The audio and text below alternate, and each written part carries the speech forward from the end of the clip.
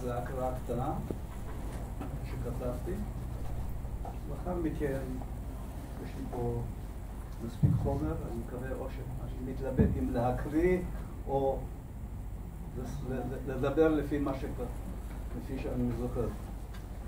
קודם כל, אני לא מרצה מקצועי, ולכן המופע שבפניכם אלינו הרצאה כי הם סיפור חיים.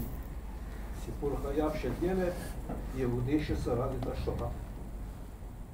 אני מצטער, זה ייקח לי, אני מדי פעם עלול להתרגש, זה יגרום לי למחנק.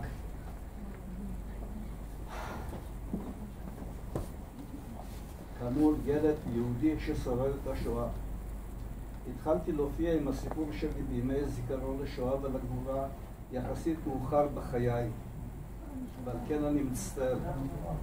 אני עושה את זה כיוון שעוד כמה שנים כבר לא יהיו אנשים שיוכלו לספר סיפור השואה, כיוון שאני שייך לדור הולך ומתמעט משנה לשנה. ואני רואה לעצמי חובה לספר את סיפורי המאפיין הרבה ניצולי שואה. אני מצטער שהתחלתי יחסית מאוחר ולא יותר מוקדם, כאשר אבי ואמי עוד היו בחיים, ואין לי את מי לשאול להשלמת קטעים שחסרים לי בסיפור חיי. למרות זאת, לא הפעם הראשונה שאני מספר את סיפורי, זאת לא הפעם הראשונה שאני מספר את סיפורי, אולם כל פעם אני מתרגש מחדש, ובייחוד כאשר אני מקריא לכם את שיר הפרטיזנים, ועוד שיר בשפת המקור יידיש, ששפה שהולכת ונעלמת מחיי היהודים כמו גם עבדים. ולאחר הקדמה אגש לעניין. אי אפשר להתחיל לדבר על עצמי מבלי לגעת ביהודי פולין. קודם כל, מי אני? שמי אבנון שמואל ויינשטיין, מהבית. נולדתי ב-1937 בוורשה. אני נשוי לעופרה, אבא ל3 ילדים, יליד ורשה שנת 37. מי אנחנו הפולנים? יהדות פולין קיימת מזה 1000 שנים ויותר, מקורה במלך פולין שקיבל אותם. אתם תסלחו לי, קצת היסטוריה, קצת תכירו מי אנחנו הפולנים. אתם ודאי מכירים מדי פעם נתקלים האישה הפולניה, פולנים. מי הם פולנים? יהדות פולין קיימת מזה 1000 שנים ויותר. מקורה במלך פולין שקיבל אותם בזרועות פתוחות, כיוון שהם היו יודעי שפות, משכילים, יודעי קרוא וכתוב, ועזרו לחזק את הקשר בין המערב למזרח ולפתח את הכלכלה. שם המשפחה שלנו, ויינשטיין, הוברט לשם אבנון בשנת 70. מקורו כנראה באזור הריין, אזור גידול כבלים וייצור יין, או שהיינו כמו יהודים רבים בעסקי הסחר של יין ואלכוהול. על זה יש לי ויכוח עם הבן שלי. לא דובים ולא יער, אבל לפחות נוח לי להאמין שהשם ויינשטיין מקורו אי שם באזור הריין. איפה אתה, אסף? פה. אסף פה. פה.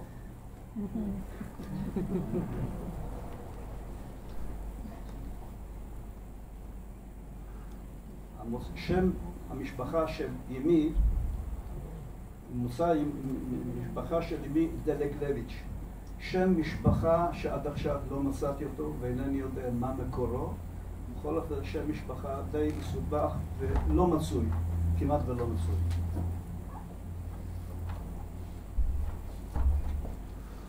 יהדות פולין מנתה לפני המלחמה כ3.5 מיליון אנשים. נותרו לאחר המלחמה כ120,000. 90% ביהדות פולין הושמדה. פריצת המלחמה ב1 בספטמבר 1939 בעילת כזב של הגרמנים. הגרמנים טענו שכביכול הפולנים התקיפו אותם בדנציג, ולכן התגובה שלהם באה בהתקפה על פולין. זה כמובן הייתה סיבת כזב, אבל הם ניצלו אותה עד הסוף.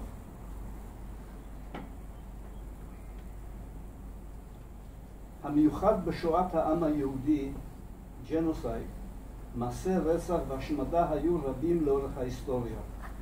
רצח הארמנים במלחמת העולם הראשונה כ1 מיליון, רצח הטוצי ברואנדה, רצח הנוצרים בדארפור אשר בסודאן.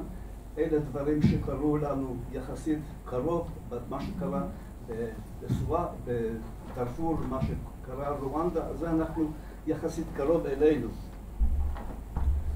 רצח הסינים בידי היפנים, רצח האינדיאנים באמריקה הצפונית ועוד ועוד ועוד.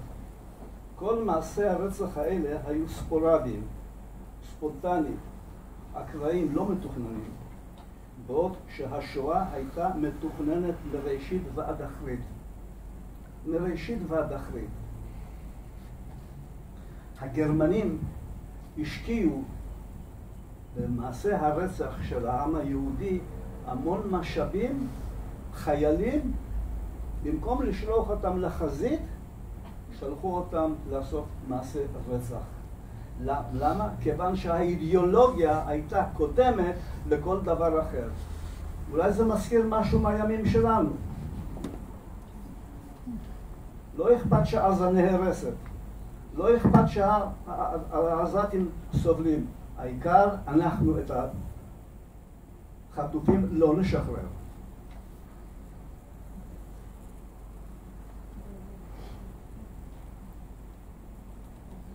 ועידת ואנזה התכנסה בשנת 42, 20 בינואר 42, בווילה ואנזה שליד ברלין. הייתי שם. התכנסו ראשי המשטר הנאצי והחליטו על פתרון סופי לבעיה היהודית.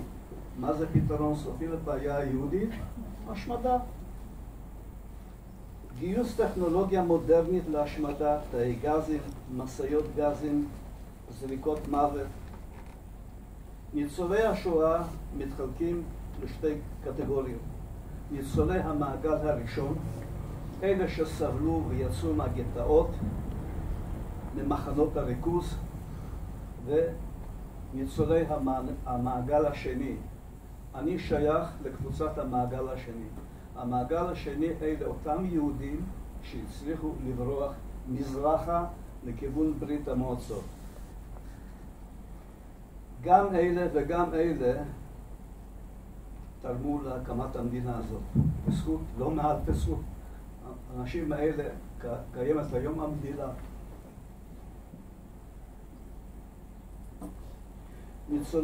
ניצולי המעגל השני, אותם יהודים שהצליחו לברוח מהנאצים לעבר ברית המועצות, בישראל חיים כיום כ100,000 ניצולי המעגל הראשון וכ100,000 ניצולי המעגל השני. רוב הניצולים הם בני 85 ומעלה, והם הולכים ומתמעטים משנה לשנה.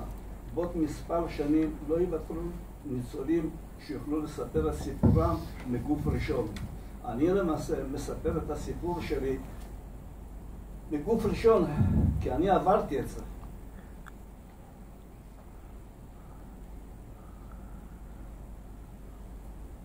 רק היום שמעתי, השנה הלכו לעולמם 13,000 ניצולי שואה.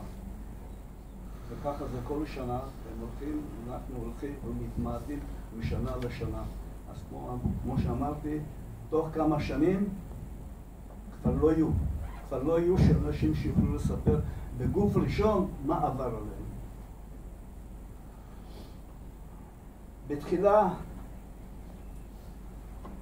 בתחילה קראו לנו סבונים, כאלה שהלכו כצאן לטבח. רק בהמשך המחקר גילה את מעשי הגבורה, ולא מעט יהודים לא הלכו כצאן לטבח. והעידו לכך מרד גטו ורשה, מרידות במחנות המוות, התקוממות בגטו וילנה, קובנה ועוד. ואתמול שמעתי על המרד שקרה בסוביבור, ששם יהודים הצליחו לחסל את שומריהם הגרמנים והצליחו גם לברוח, וחלקם גם ניצלו. בטרם אגש לספר את הסיפור האישי שלי, עליי להקדיש כמה מילים לאותם חסידי אומות העולם שהצילו יהודים. לדוגמה, הדנים שהבריחו את יהדות דנמרק כ-5,000 איש, תמורת תשלום רב ולא מטוב לב. אחרי מלחמת העולם השנייה, ארגון דני בארצות הברית פעל לפרסם את האירוע כביכול כמעשה אלטרואיסטי טהור. זה כמובן חסר שחר. אלה שביצעו קיבלו תשלום. עד היום אנחנו חיים תחת ההרגשה הזאת שהדנים עשו מעשה אלטרואיסטי והצילו יהודים. לא, לא. הם קיבלו תשלום. רוצה לציין בהתייחסות לאקטואליה על רקע המלחמה באוקראינה, השגריר האוקראיני, וזה לפני שנה, הקראתי את זה, דיברתי על כך, השגריר האוקראיני שטען כביכול האוקראינים הצילו יהודים, לא היה ולא נברא. ההולנדים, אותם אנו מעריצים, סיפור אנה פרנק, היו מגדולי משתפי הפעולה עם הנאצים. בצבא הגרמני הייתה דיוויזיה של הולנדים, שנלחמה לצד הגרמנים.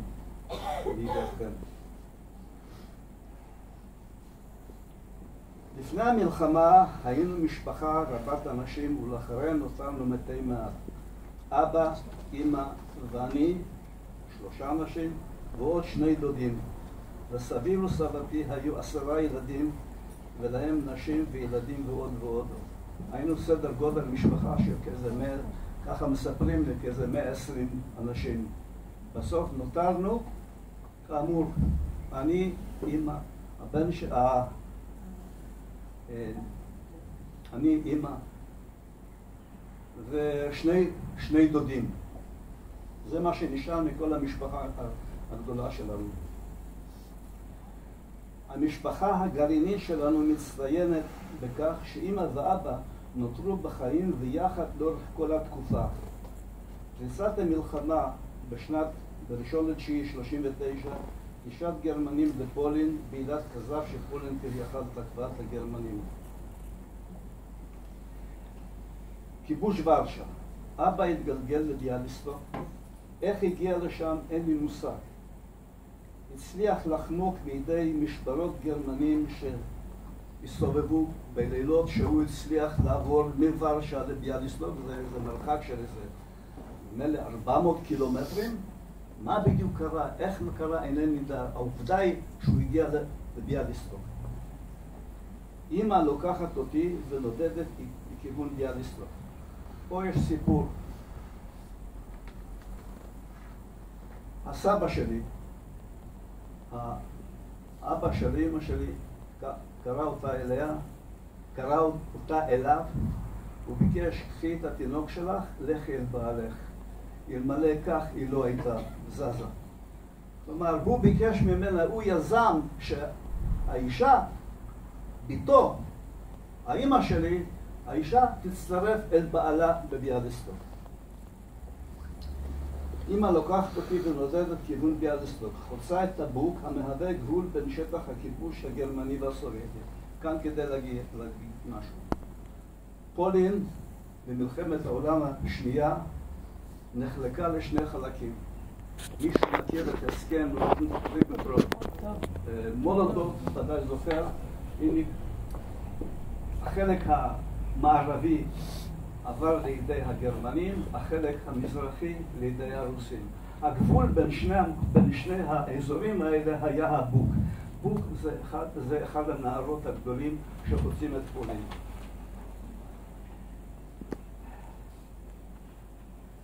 אמא לוקחת אותי ונודדת לכיוון ביאליסטוק, חוצה את הבוק המהווה גבול בין שטח הכיבוש הגרמני והסובייטי. איך נודדת, כיצד נעה לשם, אין לי מושג. ושוב, בתחילת הדרך, בתחילת שנות ה-50, כאשר הגענו לארץ, והמטרה הייתה קודם כל להאחז במדינה, להתפרנס, להתקיים, ואני הייתי עדיין עוד נער צעיר, לא היה לי מספיק שכל לשאול ולחקור אותם, ויתרה מזאת, הרבה ניצולי שואה פשוט השתדלו לא לדבר על זה, פשוט ברחו מזה, הסתלקו מזה. ההורים שלי שהשתייכו לאותה קבוצה, הם לא יזמו, לא אבא ולא אמא, לא יזמו לספר לי מה בדיוק קרה, אלא אם כן שאלתי אותם, אלא אם כן היה איזשהו אירוע, אבל בדרך כלל לא דיברו על הנושא הזה, לא דיברו על השואה. הדיבור על השואה הוא רק בשנים האחרונות. שלטונות הכיבוש הסובייטי דרשו מהפולנים להתאזרח ולהפך לאזרחים סובייטים. ההורים שלי בתמימותם התנגדו לכך. הכסף שלהם נגמר והם רצו לחזור הביתה לוורשה. על כן באמצע אחת הלילות מגיעה המשטרה החשאית הסובייטית NKVD, אוסרת אותם, ואנו נשלחים למחנה עבודה כ-400 קילומטר צפונית ללנינגרד, מה שנקרא היום סנט פטרבורג. לו ההורים שלי היו מצליחים לחזור לוורשה, אני לא הייתי כאן. למזלי הטוב, הם נכשלו במשימה שלהם, ברצון שלהם לחזור לוורשה. ו400 קילומטר מלנינגרד, מה שהיום סנט פטרבורג, אני מניח שאתם יודעים ודאי שלנינגרד פטרבורג זה אותה עיר. הסבל במחנה העבודה, חוסר בוויטמינים, הוביל לעיוורון לילה לנשירת שיניים. אני מוביל את הוריי בדרכי המחנה מרגע שיורד אור היום. בגלל חוסר בוויטמינים, החל משעות הערב, ההורים שלי היו מתעברים, לא רואים כלום. אני, הילד, הייתי צריך להוביל אותם בדרכי המחנה. וכמובן, איבדו את השיניים שלהם. זה חלק מחוסר תזונה. פה יש לי פה כתוב, הסיפור עם הסוס, גן הילדים. כן. כדאי לציין שבתוך המחנה, עכשיו עוד משהו. המחנות הגרמנים כולם נועדו למטרה אחת ויחידה, השמדת היהודים. המחנות הסובייטיים, היו שני סוגי מחנות. היו מחנות שנועדו למשפחות, והיו מחנות שנועדו לבודדים. המשפחות נועדו למשפחות, היו שם גם גני ילדים. במחנה בו אנחנו היינו, היה גן ילדים. והנה פה אני מספר סיפור מה עשה אבא. אבא כרת עצים ביער ובאמצעות סוס משך אותם מחוץ ליער, הביא אותם עד הנהר ושם השית אותם על הנהר. ואני יום אחד רוצה לרכב על הסוס, אני ילד. מה אני עושה? זה אני זוכר ממש מעשית. אמנם הייתי ילד בסך הכל בן 5. חסמתי לו את הדרך עם ענפים. מה פתאום? אני רוצה שיקח אותי על הסוס. אם הוא לקח אותי, לא לקח אותי, אינני זוכר.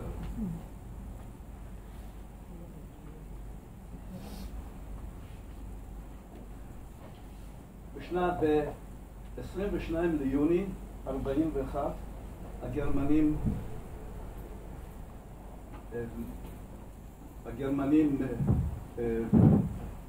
פושטים לרוסיה, מתנפלים על ברית המועצות, מתקיפים את רוסיה, זה מה שרציתי להגיד. אנחנו משוחררים, כיוון שעד אז אנחנו היינו נתיני אויב, כיוון שפולין הייתה כביכול במצב מלחמה עם רוסיה מצד אחד, או הייתה במצב מלחמה עם גרמניה מצד שני, ולכן היינו נתיני אויב. ב-22 ביוני 41 אנחנו הופכים להיות אנשים חופשיים, ואז משחררים אותנו מהמחנה. ואנחנו יכולים לנוע בכל מקום בתוך רוסיה, פרט לאזורי הגבול. ההורים שלי בוחרים בעיר בשם סיזרן על הוולגה, משהו כמו 500-600 קילומטרים צפונית מסטלינגרד. למה הם בוחרים בסיזרן? כיוון שאמא שומעת שבסיזרן מזג האוויר דומה לוורשה. איך אנחנו מגיעים לשם? אנחנו נעים על הוולגה, בסירה גדולה, שנקראת ברקה. זו ספינת עץ, והיא ממונעת על ידי שני סוסים שהולכים על הגדה. זה המנוע של הברקה הזאת. מגיעים לכפר בשם צ'יקלינו, מקבלים שם דיור, מה זאת אומרת דיור? פשוט במשפחה אחת, מחליטים אותנו שם, ושם משכנים אותנו. לא בודקים, כן, לא, משפחה באחד הבקתות בכפר, אנחנו משוכנים בתוך הדירה הזאת. כאמור, תקופה קשה, רעב, אבא עובד בעורבה של הקולחוז. את השיבולת שועל שצריכים לתת לסוסים, אנשים גונבים, פשוט אנשים לא יודעים. מה קורה? שיום אחד אבא מצטווה לנסוע לעיר הסמוכה, ובדרך הסוס מתפגר. הסוס לא רוצה ללכת, אבא נותן לו כמה מכות על הגב. הסוס מתפגר, באה ועדת חקירה, חוקרים. מגלים את הסימנים האלה על הגב, ומאשימים את אבא איך נאמר? הרס רכוש סובייטי.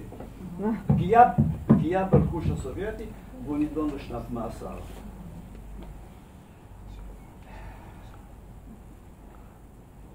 אנחנו נזרקים כתוצאה מזה, אחרי שאבא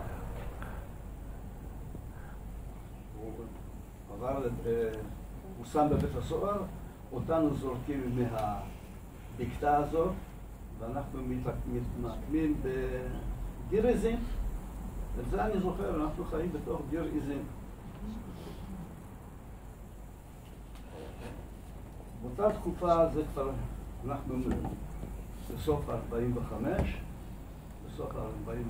תחילת 46, באותה תקופה מתחילות להגיע רכבות ממזרח, מגרמניה, עם שבויים לתוך רוסיה, חלקם שבויי צבא, חלקם שבויים אזרחיים. אני זוכר כילד התרוצצתי סביב הרכבות האלה. באחד הפעמים אני זוכר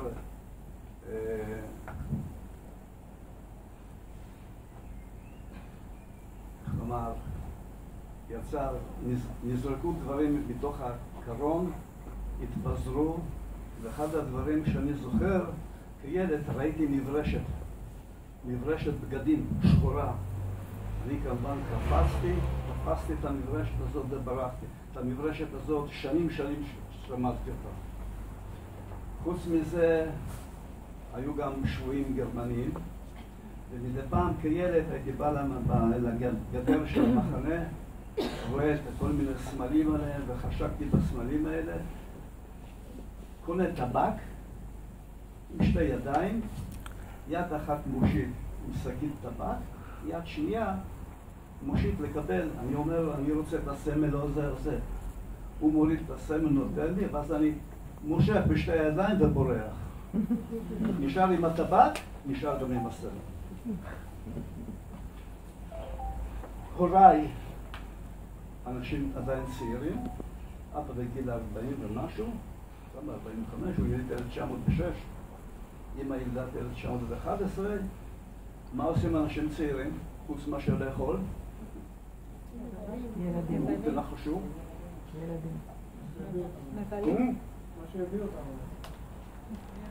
בדיוק ככה. נולד להם זוג תאומים. זוג תאומים נמצאים בארץ. אבל פה יש אירוע שאני חייב לספר. אבא עובד באותה תקופה, אחרי שנת מאסר, השתחרר מהבית סוהר, עובד באיזה מפעל גדול, כי באותה תקופה, בתקופת המלחמה, הרוסים העבירו מצד המערבי לצד המזרחי מפעלי מתכת, והוא עובד באחד מפעלי המתכת האלה. אמא עוסקת בשוק שחור. שוק שחור. קונה דברים, מוכרת דברים. איפה היא קונה? היא קונה אצל החיילים, קונה אצל החיילים סובייטים שנמצאים ברכבות, או שקונה אצל, בעצם לא קונה, אני זוכר, כל רכבת של אזרחים היה בה גם קרון של מתים. את כל המתים היו מרכזים בתוך הקרון. אנחנו, ברגע שהרכבת הייתה נעצרת בתחנה, אמא ואני היינו קופצים לקרון המתים, וכל מה שאפשר היה לקחת היינו לוקחים. תחנת הרכבת סיזרן היא רחבה מאוד, יש שם מערכות פסים, עשרות מערכות פסים. אנחנו לא מגיעים שם דרך התחנה המרכזית, אלא עוברים מתחת לרכבת, עד שמגיעים לרכבת שאותה אנחנו רוצים. באחד הימים, אמא, שהיא כבר בהיריון,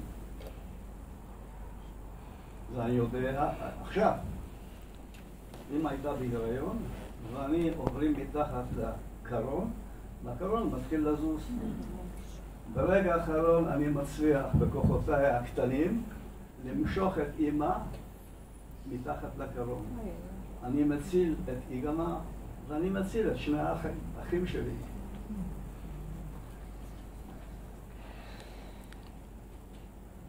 ב-46 אנחנו חוזרים חזרה לפולין. המלחמה מסתיימת ב-45, אתם יודעים. ב-46 אנחנו כאזרחי פולין רשאים לחזור חזרה לפולין. מתחילים לנוע חזרה לפולין. אין צורך שאנחנו לא נעים ברכבות נוסעים ברכבות מסע. והסיפור הזה נמשך איזה חודש וחצי, איזה חודשיים, המון זמן, ממרכז רוסיה עד להגיע לפולין. כשמגיעים לפולין, אבא הולך לראות מה יש בברכה. כמובן שאין שום דבר, הכל הרוס. אנחנו מקבלים דירה בשלזיה הדרומית. באותה תקופה הפולנים מגרשים מתוך פולין את הפולקסדויטשה. פולקסדויטשה אלה הגרמנים שהיו בפולין, בעלי נתינות, בעלי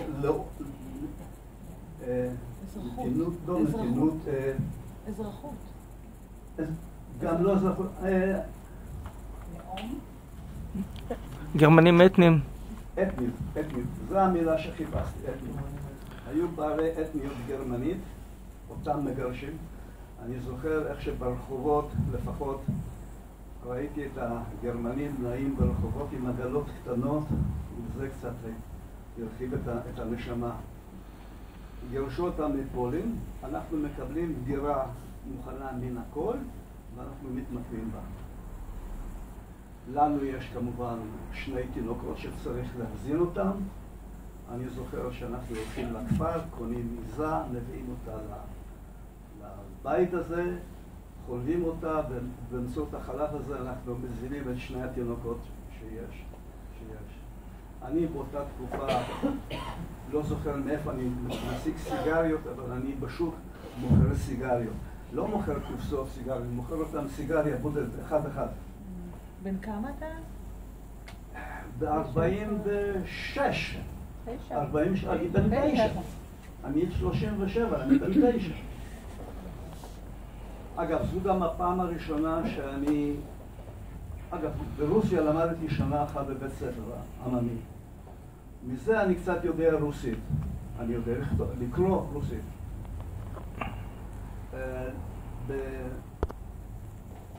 בפולין, כשאנחנו מגיעים לעיר בשם קמין נגורה בשלזיה הדרומית, זו הפעם הראשונה שאני מגיע ללמוד באיזשהו בית ספר, לא בדיוק יודע מה, ושם אני בפעם הראשונה נתקל במושג פלסטינה. עד אז לא ידעתי מה זה פלסטינה. נתקל במושג פלסטינה, אני זוכר שפעם ראשונה שאני רואה ספר עברי עם אותיות עבריות, ואחד הדברים שמסך של תחום טבעי זה היות. היא כזו קטנה, היא מקפצת בין השורות. את זה אני זוכר טוב.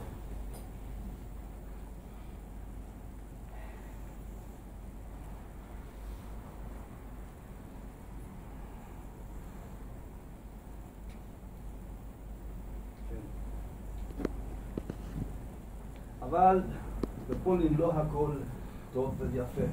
אמנם חזרנו לפולין, באותה תקופה היו גם מעשי רצח של ניצולי שואה.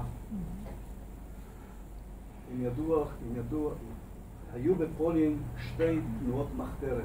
הייתה הארמיה קראיובה, שזה היה ארגון מחתרת של הלאומנים הפולנים, ובתוכו לא חסרו אנטישמים, והייתה גם הארמיה לודובה. הארמיה לודובה, צבא העם, שהוא נוסד ונתמך על ידי ברית המועצות. הארמיה קראיובה, אני יודע שהיו מבצעים הרבה מאוד מעשי רצח ביהודים. אחד ממעשי הרצח הגדולים, הפוגרום בקלצה, כאשר העלילו על יהודים שכביכול לקחו ילד נוצרי, הרגו אותו למען הדם לצורך אפיית מצות. זה נדמה לי הפעם האחרונה, אבל עדיין בתקופה המודרנית שמאשימים יהודים בעלילת דם. אבא מצליח שם בנסיעותיו לוורשה או חזרה, אינני יודע באיזשהו שלב, מצליח לעבור שם או יום לפני או יום אחרי ביצוע מעשה הטבח.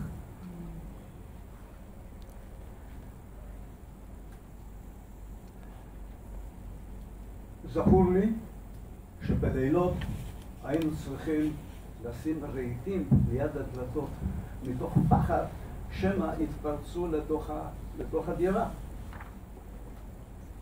וכעבור זמן קצר, באמצעות תנועת הבריחה, אם שמעתם פעם, הייתה תנועה כזאת שעזרה ליהודים לברוח ממזרח אירופה לארץ ישראל, תנועת הבריחה, אנחנו עוזבים את פולין, עוזבים את קמיל נגורה, מגיעים לצ'כיה, לאוסטריה, ומתמקמים בעיר זלצבורג, במחנה עקורים. זה מחנה שלפני זה שימש כמחנה הסגר של צוענים, ואחרי המלחמה איכשהו התגלגל לידיים של הסוכנות היהודית והפך להיות למחנה של עקורים יהודים. במחנה הזה אני פעם ראשונה הולך ללמוד, אני לומד. פעם ראשונה נוגע בשפה העברית, לומד קצת עברית, ולומר לכם, מחנה יהודי, בקרב יהודים מתנהגים כמו יהודים. יש מפלגות שמאל, מפלגות ימין, יש נוער כזה, יש בית"ר. אני זוכר את המלחמות שאני ראיתי בנוער טרור, ניהלנו מלחמות נגד ילדים בבית"ר. בחורף כדורי שלג, אבל לא סתם כדורי שלג, בתוכם מכניסים אבנים. כך שאם פוגע, שיהיה אפקט לזה. אז יש כמובן גורדוניה, ויש בית"ר, ויש דרור, כמובן מפלגות, מכל סוג יש פועלי ציון שמאל, פועלי ציון ימין. אבא באותה תקופה עוסק בשוק השחור. מי שהעוזר שלו זה אני, הילד שמחזיק אצלו את הדולרים, בו את הבקבוק הוויסקי, היה בא אליו, נותן לו. אבא היה סוחר קטן בסופו של דבר. היו גם סוחרים גדולים, שקנו בכמויות. זו הייתה דרך הפרנסה. וככה זה נמשך עד 46. סליחה, מ-46 עד 49. 3 שנים אנחנו נמצאים במחנה הפולין בזלצבורג. אני לומד שם קצת עברית, ואז פורצת המדינה. ב-48 פורצת המדינה, ב-49 אנחנו עולים לארץ. זכור לי, אנחנו הגענו בדרך איטליה כמובן, מאוסטריה עוברים לאיטליה, מגיעים לברי, מי שמכיר, יש שם נמל גדול, ברי, שם עולים על האונייה גלילה ומגיעים לארץ ישראל.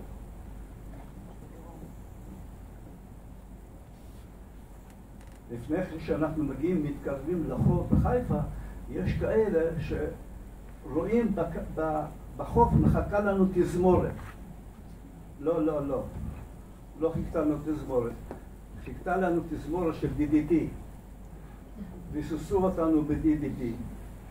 משם אנחנו מגיעים למחנה סנט לוקס, שער העלייה. היום המקום הזה כבר לא קיים, היום יש שם שיכונים, זה מקום יפהפה, אבל באותה תקופה זה היה מחנה די עלוב.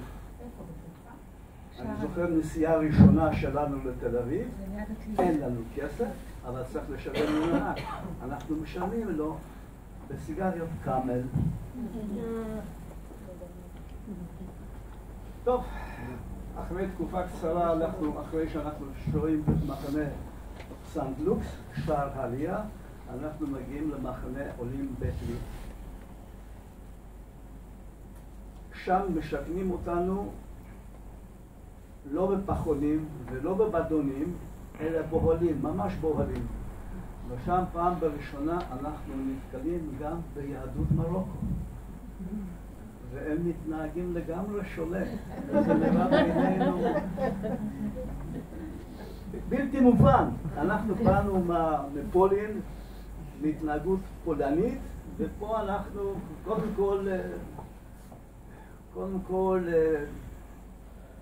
האוכל בקיצור, הכל שונה, ושם לראשונה אנחנו רואים יהודים ממרוקו שהם גם הגיעו באותה תקופה. זהו, בינתיים במחנה בית ליד מתחילה תמותת תינוקות. השנה היא 49, ואנחנו מחליטים שאנחנו צריכים לברוח משם. כי לנו יש שני תינוקות בני 2. מן הון להון אנחנו מגיעים לירושלים, כיוון שבירושלים, מיד תשמעו לאן אנחנו מגיעים לירושלים, יש איזשהו דוד שעלה לפנינו מבלגיה, הגיע לירושלים, ומשום מה קנה דירה לא פחות ולא יותר בתוך שוק 100 שערים. קנה שוק 100 שערים. אבא שלי, אמא שלי, אנחנו לא דתיים, אנחנו חילונים לחלוטין. ואז מוצאים לנו דירה בבית ישראל הישנה, דירת חדר. השירותים בחצר, המטבח בחצר, השירותים זה חור בתוך האדמה, וזה הכל.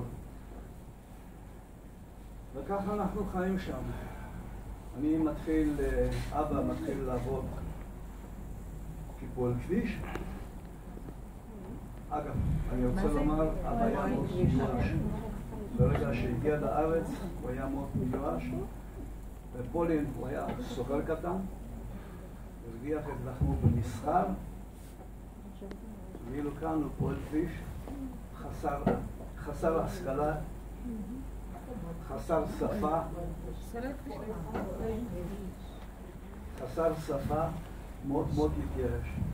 וכמו שאתם יכולים היום לראות אצל היהודים האתיופים, מי שמוביל הם אנשים. מי שמצליחה להחזיק את המשפחה מעל פני המים זו אמא שלי. האישה שלוקחת יוזמה, לא אבא, לצערי. אני מתחיל ללמוד בבית ספר מקצועי, אורט ירושלים, ופה אני אעשה קיצור דרך.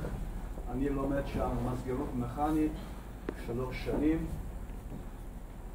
מסיים בית ספר מקצועי, מסיים בית ספר תעודת בגרות, מתגייס לצה"ל, עובר קורס קצינים, מתקדם, השתחררתי ב-77 בדרגת סגן אלוף. למדתי בטכניון על חשבון צבא הגנה לישראל, הנדסת מכונות. עבדתי בין שאר הדברים, הדבר האחרון שעסקתי בו זה 22 שנים הייתי מהנדס ראשי של בית חולים השרון בפתח תקווה, מי שמכיר את בית חולים השרון, ומכאן אני חבר בקופת חולים כללית, לא מצטער על זה. זהו בערך הסיפור שלי, אבל אולי כמה דברים בכל אופן אני, כן, מה שאני חייב, אני רציתי, אגב, מי יודע פה יידיש? מי עוד? אביסר. עוד מישהו. אני רוצה להגיד לכם, בפולין הייתה תרבות יידיש מאוד מאוד מיוחדת. חלק גדול, לא קטן, מהמנהיגים שלנו הגיעו מפולין. בגין, בן גוריון, ויצמן, למעשה כל ההנהגה, כל הטופ של המדינה הזאת בראשיתה באה ממזרח אירופה, רוסיה, אוקראינה, פולין. בפולין היו מפלגות יהודיות, היה הבונד שלא דגל בארץ ישראל, והיו כמובן כל מה שיש היום. יש פועלי ציון, ימין, שמאל, בקיצור, הכל היה שם. ותרבות יידיש זה תרבות גדולה ורחבה ועשירה מאוד, שפה בארץ היא הולכת ונמחקת בתוך כמה שנים. לא, זה בוא למודיעין עילית. מה? יש מקומות שיש יידיש. יש מקומות שיש יידיש. איפה? אצל החרדים. אצל החרדים, בדיוק, זה מה שרציתי להגיד. אני רוצה להקריא לכם 2 שירים ביידיש, והתרגום שלהם לעברית.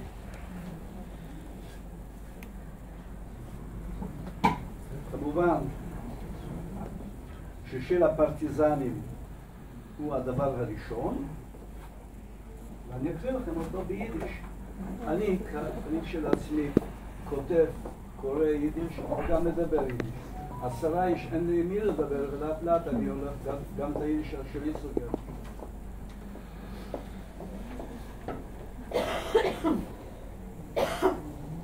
זוג נשקי...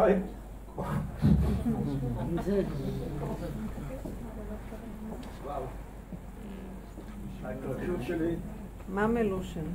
Zog nicht keinmal, als du gehst im nächsten Weg. Хоч Himmel bleiben, verstellen bläue Tepp. Kommen wird noch unser ausgedenkter Schuld, es wird Erbeugtung unser Trott mit seinem Du. איך זה נשמע לכם? אתה מגיד? בית סבתא. כן. מה? גדלתי בקנדה ולמדתי יידיש, למדתי את הסבתא. אז אני מתרגשת יחד איתך. צפריה וחמד זה פה יידיש ככה. Und Grinnen Palmen Land vom Schnee. Wir kommen on mit unser Wein, mit unser Weih. Und wo gefallen ist ein Spritz von unser Blut, sprossen wird dort unser Gwure, unser Blut. אחד, בסדר? Es wird die Morgensonne begilden uns in dem Heim und der Nacht wird verschwinden mit dem Feind. Und der Nacht wird verschwinden mit dem Feind. nur ob versammen wird gesund und dem Kajor, wie הפרול זאת גין דוסלית ודור צודור. יש בתוך זה גם מילים יהודית, עברית. גין ודור צודור, מדור לדור. דוסלית geschrieben ist mit Blut und nicht mit Blei. Sie ist nicht kein Lied und von Erfolgen auf der Blei. Das hat Erfolg zwischen fallendicke Wand, das Lied gesungen mit Nagales in die Hände. Versorg nicht keinmal als du Geist den letzten Weg, von Schimmeln Bleien verstellen bläue Tag. Weil kommen wird noch unser ausgebeckter Schuh, זה wird הפרויקטון, unser trockene seinen Druck. אני לא אקריא לכם את התרגום בעברית, כי אני מניח שרובכם מכירים את התרגום בעברית, כי זה פעם ודאי גם יוצא לכם לשיר.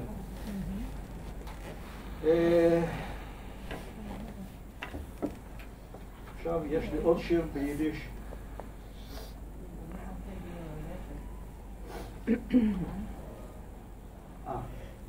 תחת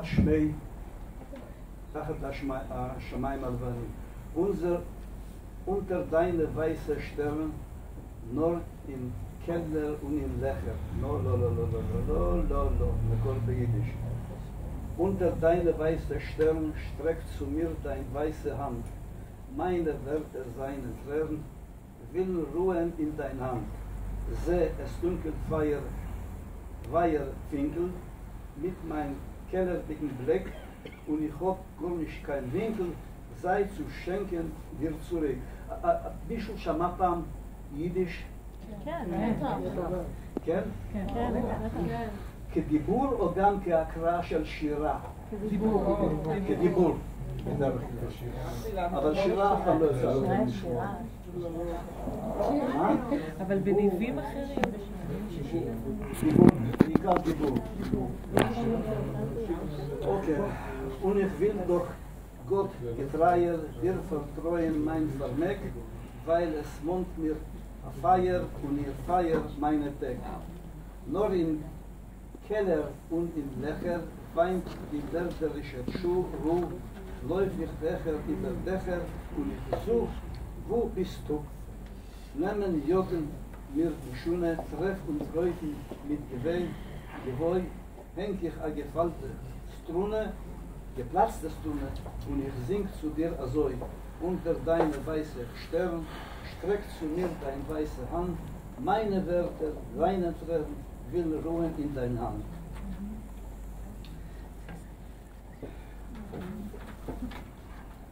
ואני עכשיו אקריא לכם את התרגום לעברית. תחת זיו כוכבי שמיים, שים עליי את כף ידך, כל מילה שלי גמרי, כל נא קבלנה אל חיקך. כוכביך זיו יטילו, אל מרתף אישון עיניי, אך כף אור אין בי אפילו, להשיב בו על השי. הן על מי אם לא עליך, עוד אשליך את יהבי, את ימי כולם לכך, זו האש שבלבבי. נח במרתפים השקט, מי הרצח מחלחל, אל גגות נפשי חומקת, מתחקה אייכה אל.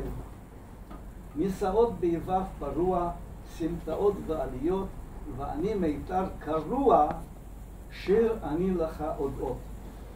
תחת זיו כוכבי שמיים, שים עליי את כף ידך, כל מילה שלי דמהי, נא קבלנה אל חיקך.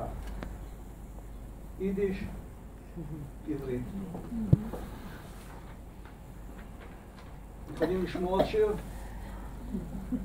כן או לא? כן. או שאתם מהרים. גאית ארום, הגרינה קצ'קה. קצ'קה? מה זה קצ'קה? מה? תרנגולת. אבז. אבז. Geit arum a grine Katschke, gesungen von Abba Rubin, rekordiert von Röhr. Katschke grün, breite Nuss, und keiner weiß nicht, wo das ist. Geit arum a grine Katschke, geit arum und tracht, wollt sie davenen Schachris, fällt schon zu die Nacht. Katschke grün, breite Nuss, und keiner weiß nicht, was ist das. Geit arum a grine Katschke, geit arum in Kite, wollt sie brocken lokschen, hat sie nicht keine Zeit. Katschke, grün, breite Nose, und keiner weiß nicht, was das ist. Was ist das? Geht herum a grüne Katschke mit a breiter Nose, wollt sie schmecken Tabak, wollt sie nicht mit der breiten Nuss, wollt sie schmecken Tabak, wollt sie nicht mit a Nuss, wollt sie nicht kein Nuss. אין לאף. קצ'קה, גרין, ברייטה, נוס, וקיינר, weiß nicht, wo das אף אחד לא יודע מה זה. נכון. אף אחד לא יודע מה זה. עשיתי פה תרגום חופשי. אז איך אתה מבין? לא? שלומי מבין. אני מבינה. אף אחד לא מבין, כאילו, ממש, אף אחד לא מבין מה זה. כאילו, הקצ'קה הולך... ברווז ירוק, אף רחב, ואף אחד לא יודע מה זה. מתהלך לו ברווז ירוק, מתהלך וחושב כיצד להתפלל שחרית, אך הנה כבר בא הלילה. ברווז ירוק, אף רחב, אף אחד לא יודע מה זה. מהלך ברווז ירוק ולועס, רוצה לפורש אטריות, אבל אין לו זמן. מה? שיניים. לא. האטריות קלטתי, אבל את זה לא הבנתי. ברווז ירוק אף רחב, ואף אחד לא יודע מה זה. מהלך ברווז ירוק עם אף רחב, רוצה להריח טבק, אבל אין לו עם מה. זהו רבותיי. תודה רבה. תודה רבה. מה שעוד רציתי אולי, אני שמואל אבנון ויינשטיין, פשוט אני מוטיף הנדודים. תודה רבה. תודה תודה על ההקשבה.